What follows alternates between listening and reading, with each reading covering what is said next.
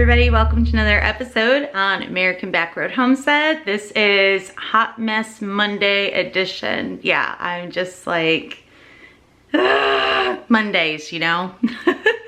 So I'm gonna do this video on kerosene heaters. I actually have two kerosene heaters that my husband and I bought last year from Lowe's. A little backstory here. We bought a foreclosed home about a year ago, and it was purchased sight unseen, and it came with 101 problems. One of those problems was that the central heat and air, the entire system is pretty well shot. And during the foreclosure process from the previous owner, somebody had come in and ravaged all the wires, and the ductwork is totally trashed underneath the house, and it's been one huge problem. So last year, Corey and I decided that we were gonna take on the, challenge of heating our 900 square foot home using kerosene heaters. So today, I'm gonna walk you through tips and tricks and information about kerosene heaters that we have. There's so much information out there, so I'm just gonna try to jam as much as I can in this video, make it short and sweet. Let's get started. Okay, so I'm on the computer right now because I have actually thrown away my original boxes, but that kerosene heater that you see over there is actually this kerosene heater over here. I'm on the Lowe's website. They originally retail for about $149. Last year, somehow Corey and I scored ours for about $129. So I'm pretty sure the price of this has gone up. This is the Dyna-Glo 23,800 BTU Convection Indoor-Outdoor Kerosene Heater. And if you notice on the website, it does say it heats up to 1,000 square feet. Again, I really hate filming, stuff on the computer itself because it's hard to catch it on the camera. But I no longer have my original boxes. So I just wanted to pull that up so give you guys some reference here. So let's go check out the actual heater. And my cat has been loafing around it. That's where he sits because it's nice and toasty over here. But I have one running right now in this room. Tip number one. Don't put your kerosene heater right next to actual furniture or clothing, anything like that. That is a fire hazard. I've been reading news all over. People have been dumb enough to start generators in their home to keep warm. Don't do anything stupid like that. Kerosene heater, there's an actual fire in here. This thing emits so much heat. I'm sure I could put a pot of water on the top of this and it would actually boil. That's how hot it gets up here. Think of it like the comparison to your stovetop burner. It's pretty hot. So even though there is a cage around this, that's to keep you from touching components in the inside, but everything that's wire, that's metal, it's hot. The only thing that's not hot on here is the actual base. Like, you can touch this base all day long, it's not hot. Your fuel goes down in here. This is the fuel compartment. I'm not going to open it right now because this thing is running. We've had these in our home for about a year now. This is our second winter that we're using them, so we're really, really comfortable and familiar with the do's and don'ts of what we can be doing with this kerosene heater. Tip number two, air circulation. This is really critical. Kerosene heaters, not only do they take a lot of oxygen out of the air, okay, they also take a lot of moisture out of the air. So you really need to consider upon where you're placing your kerosene heater, where you're going to have a fresh air flow coming in. So this room that I have my heater in, it's actually pretty decent size, nothing really glamorous, but you'll notice over here I have my window cracked open. Whether we're running the kerosene heater at night or during the day, we always have a window cracked open. Let that fresh air come in, and it helps circulate fresh air throughout the room. If you don't crack the window, first thing you're gonna notice is that it's gonna get really stuffy in your house. Stupid stuffy. You're gonna feel like, you know, it's a little hard to breathe. You're gonna feel like there's no moisture in the air. It's not a good feeling. Kerosene heaters are very effective if you're using them the right way. Make sure you got a window open. Tip number 3, air flow in your home. I'm gonna back up here and I'm gonna show you why kerosene heaters work so well in our house, okay? So I'm gonna go back here all the way to the door. Okay, so I'm at my entry door. And if you notice, that door to the bathroom, that's the end of my house. The reason why kerosene heaters work so well in my home is I don't have a lot of walls and doors blocking the airflow. So you'll notice my archway here. So I go from the dining room to the kitchen, and then from the kitchen I go to the living room, and then from the living room, if I turn, bedroom, bedroom, bathroom, okay? I'm seeing a lot of people complaining, you know, on the YouTube comments, you know, for tons of videos, and on like the Lowe's website.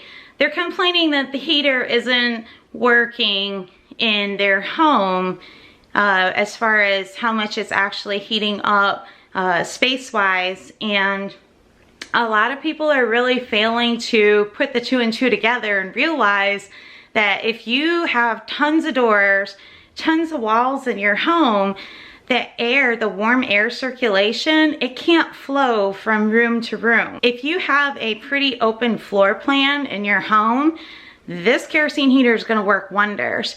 If you had a home that, like for instance, if I had a wall right here, which we originally did, you can go back and watch that video where we tore it out.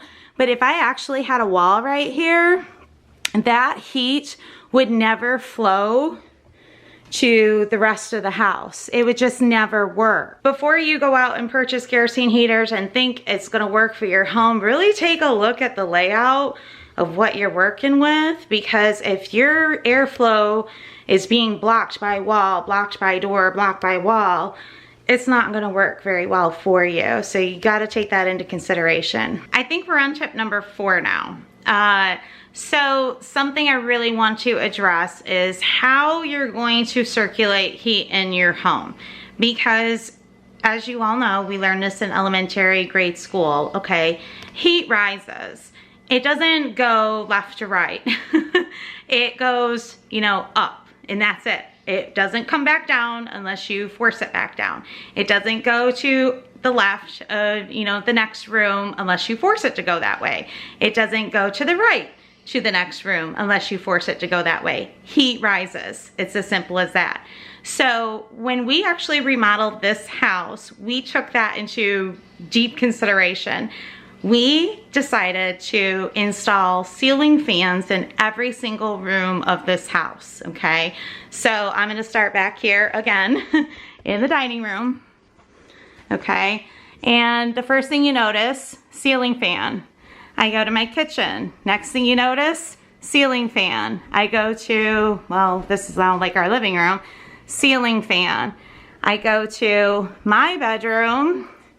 I know it's dark in here, but ceiling fan, okay? I go to the kids' bedroom, ceiling fan.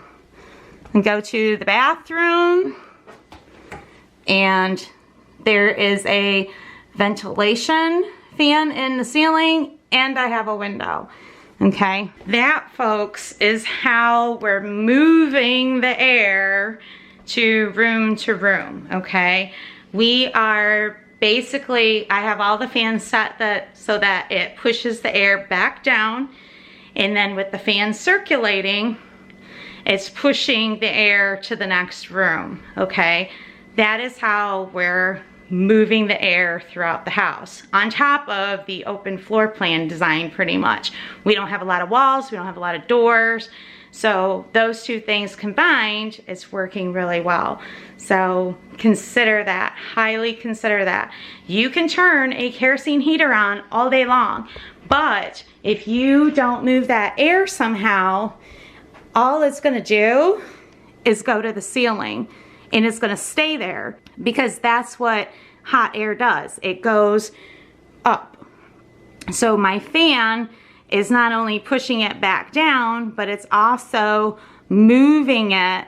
So as my fan is turning, it's pushing it out into the other room, or it's pushing it out into, well, the opposite direction. Ceiling fans are wonderful. You need to consider having them in place. If you don't have ceiling fans, figure out a solution to move that air that's being trapped up in your ceiling to the rooms that you need it, or the space that you need it, or simply push it back down so that you feel warmer. Tip number 5, smoke detectors.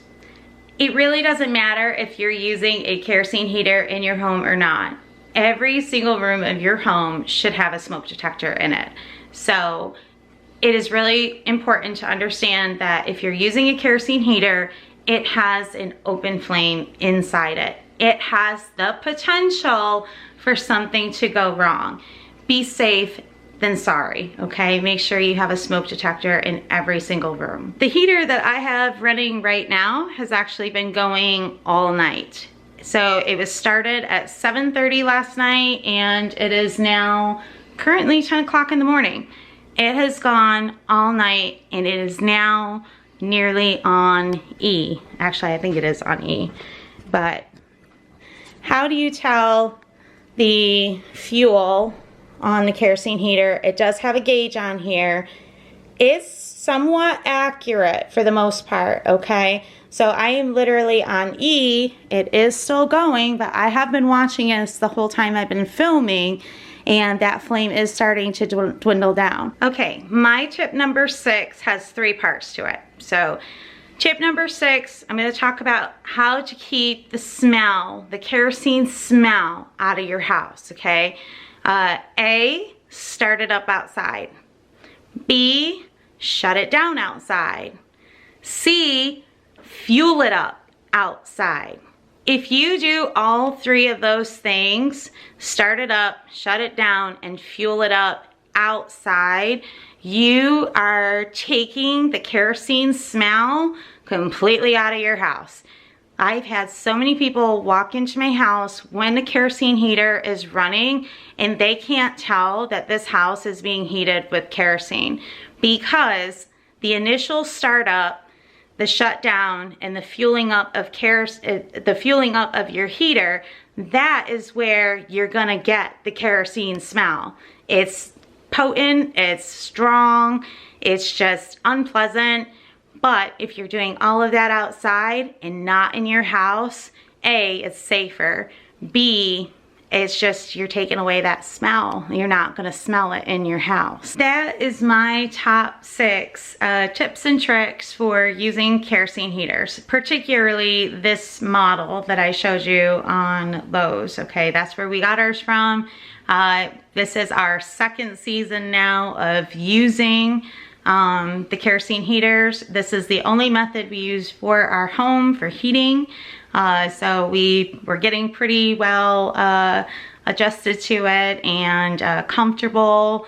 Last year was a little nerve-wracking because we'd never done it before, but we've got this down pat now. So hopefully all this information helps you. Make sure you do your homework, your research, take a look at the layout of your home, consider, you know, proper kerosene placement, where the safest place is for it. Make sure you have smoke detectors, all of that good stuff, okay?